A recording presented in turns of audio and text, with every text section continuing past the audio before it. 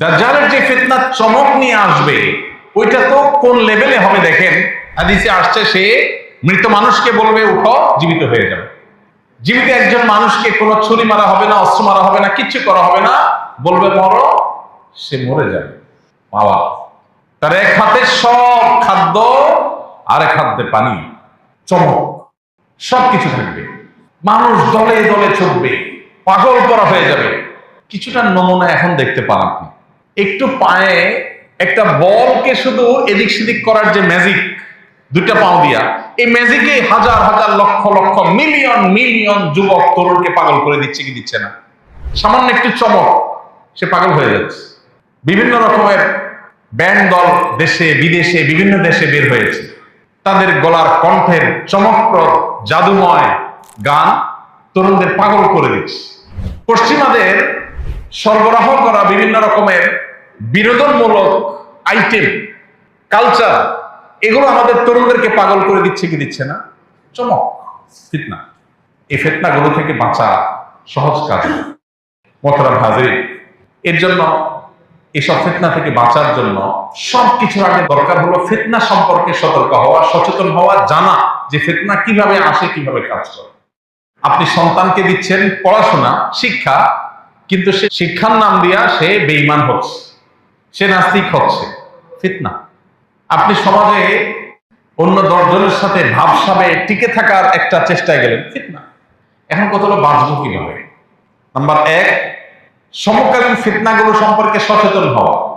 কিভাবে খাদ্য ফিতনা হয়ে আসছে আমার বাসায়, কিভাবে ট্রিটমেন্ট ফিতনা হয়ে ঢুকছে আমার ভেতরে, কিভাবে বিনোদনের নামে, জাস্ট খেলাধুলার নামে, টাইম পাসের নামে আমি ফিতনায় ডুবে যাচ্ছি, আমার ঈমান শেষ হয়ে যাচ্ছে, আমার আইডেন্টিটি শেষ হয়ে যাচ্ছে, আমার ভেতরটা শুকিয়ে যাচ্ছে।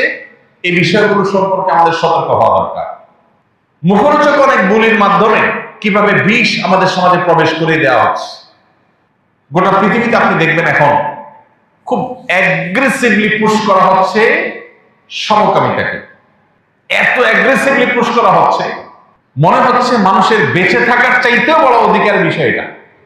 এটাকে অধিকারের খোলসে পেশ করা হচ্ছে যে কিছু মানুষ, তাদের তো ডিমান্ড, তাদের অধিকার আপনি খর্ব করছেন, আপনি বাধা দিচ্ছেন, তাদেরটা তাদেরকে করতে দেন, তাদের স্বাধীনতার ব্যাপার আছে।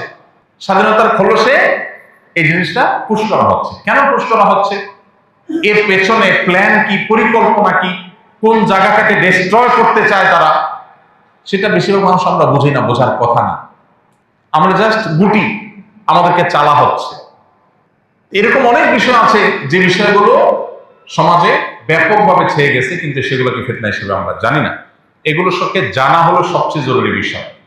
তো ফিতনা সম্পর্কে, আধুনিক কালের ফিতনাগুলো সম্পর্কে নানাবিধ লেকচার, বই পুস্তক আছে, সেগুলো আমাদের পড়তে হবে, কিনতে হবে এবং সেগুলোকে বোঝার চেষ্টা করতে হবে। 1 নাম্বার 2, আল্লাহ তাআলা কোরআনে কারিমে বলেছেন পরিষ্কারভাবে, যদি তোমরা তাকওয়া অবলম্বন করো, ইয়া আইয়ুহাল্লাযীনা আমানু ইন তাত্তাকুল্লাহ, হে ঈমানদাররা, যদি তোমরা তাকওয়া অবলম্বন করো, হালাল হারামের ব্যাপারে নো স্যাক্রিফাইসের জায়গায় চলে যাও, যে এটা আমাকে আল্লাহ এলাও করেন, আমি করবো না, আমার বুঝে আসুক বা না আসুক। তুমি যদি এই লেভেলে আল্লাহর আনুগত্যের মধ্যে থাকতে পারো, তাহলে ইয়াজআল লাকুম ফুরকানা, আল্লাহ তোমাকে পৃথিবী থেকে মৃত্যু পর্যন্ত আখিরাতের দিকে তোমার যে যাত্রা, এই যাত্রা পথে আল্লাহ তাআলা সত্য এবং অসত্য, হক এবং বাতিল, ভালো এবং মন্দ, এটার মধ্যে পার্থক্য নির্দেশক দেয়াল নির্মাণ করে দিবেন।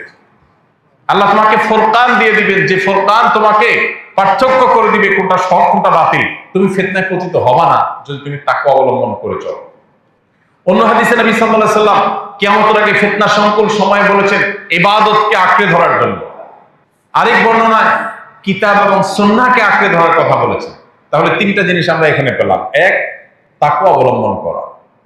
আল্লাহ যেটাকে হারাম করেছেন তার ধারে কাছেও আমি যাব না, সেটা যত মুখরোচক হোক, সেটা যত চমকপ্রদ হোক। আর আল্লাহ যেটা নির্দেশ করেছেন সেটা আমি করবই করব, তাতে যা হয় হোক। এই লেভেলে যদি কেউ যেতে পারে, আল্লাহ তাকে হেফাজত করবে। নাম্বার 2, আল্লাহর ইবাদত এবং বন্দেগীর মধ্যে নিজেকে, নিজের পরিবারকে যতটা আবদ্ধ করে রাখা যায়। আমার ক্যারিয়ার, আমার সামাজিক অবস্থান, আমার ভাবসাব, আমার ব্যবসা বাণিজ্য, এই সব কিছু আমার দরকার আছে, কিন্তু ইবাদতের চাইতে বেশি না। আমার তাকওয়ার চাইতে বেশি না। এটা যদি করা যায় তো আল্লাহ তাআলা ফিতনা থেকে হেফাজত রাখবেন।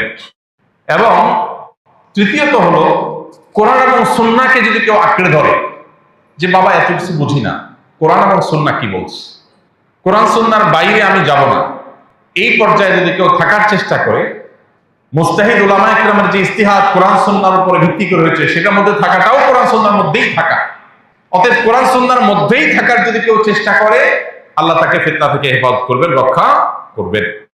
তাহলে চারটা হলো, প্রথমটা হলো ফিতনা সম্পর্কে সচেতন হওয়া, জানা। দ্বিতীয় হলো তাকওয়া অবলম্বন করা, আল্লাহর নির্দেশ মতো চলা, নিষেধ থেকে বাঁচার জন্য সংগ্রাম করা।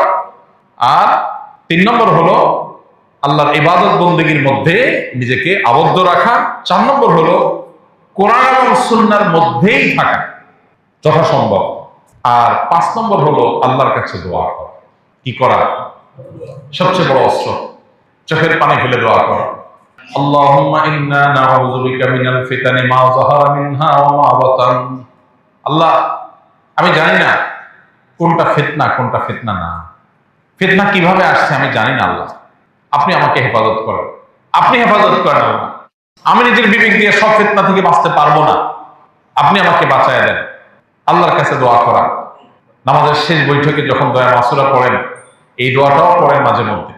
আল্লাহুম্মা ইন্নী আউযু বিকা মিন আযাবিন নার ওয়া আযাবিল কবর ওয়া আউযু বিকা মিন ফিতনাতিল মাহইয়া ওয়াল মামাত ওয়া আউযু বিকা মিন শাররি ফিতনাতিল মাসীহিদ দাজ্জাল। আল্লাহ, আপনার কাছে পানা চাই জীবনের, মরণের এবং দাজ্জালের ফিতনা থেকে। নামাজের অংশ করে দিয়েছেন নবী সাল্লাল্লাহু আলাইহি ওয়াসাল্লাম, নামাজের শেষ বৈঠকে করেছেন। কত গুরুত্বপূর্ণ হলে এইভাবে তিনি আল্লাহর কাছে দোয়া করেছেন। এই জন্য ভাই, এই দোয়া আমরা করব, আল্লাহর কাছে সাধারণভাবে দোয়া করব যে আল্লাহ আপনি আমাদেরকে ফিতনা থেকে বাঁচিয়ে রাখেন।